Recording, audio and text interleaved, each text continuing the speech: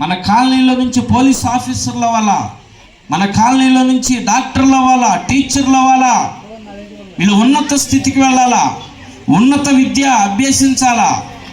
వీళ్ళ భవిష్యత్తు చాలా బాగుండాలా. ఈ బాగుండాలంటే మీ సహకారం కూడా, తల్లిదండ్రుల సహకారం కూడా కావాలా.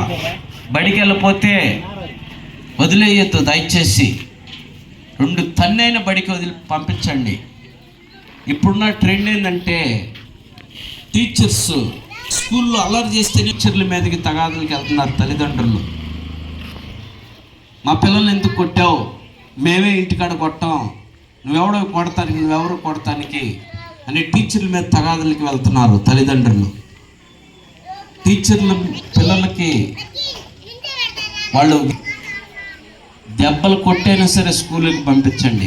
దెబ్బలు కొట్టమంటే మరీ ఇష్టానుసారం కాదు, భయం కలగాల. వాళ్ళు ప్రయోజకులు అవ్వాలా. ప్రయోజకులు చేయటానికి తల్లిదండ్రుల యొక్క స్ఫూర్తి చాలా అవసరం. మాటలు కూర్చోండి. 6వ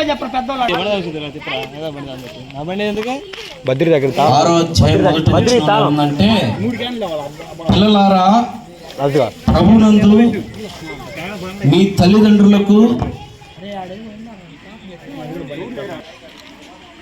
తల్లిదండ్రులకు విధేయులయుండుడి, ఇది ధర్మము. పిల్లలకి తెలియపరిచినటువంటి మాట ఇది. పిల్లల ప్రోగ్రాం కనుక పిల్లలు వింటూనే తల్లిదండ్రులకు కూడా తెలియపరచాల్సినటువంటి మాట. దేవుడు తెలియపరుస్తున్నటువంటి మాట ఏం తెలుసా? మీ తల్లిదండ్రులకి విధేయులయుండుడి. ఈ మాట దేవుడు తెలియపరుచున్నాడు పిల్లలకి. ఈ రోజున పిల్లలు తల్లిదండ్రులను సరిగా పట్టించుకోవట్లా. కొన్ని ఊర్లకు పోతే నాన్నే రే అంటున్నారు, అమ్మనేమంటారు, అమ్మను కూడా తిడుతున్నారు, నాన్న రే అంటున్నారు. వాళ్ళ ఇష్టానుసారంగా బూతులు తిడుతున్నారు తల్లిదండ్రులని. అలాంటి పరిస్థితి రాకూడదని దేవుడు ఏం తెలియపరిచాడు?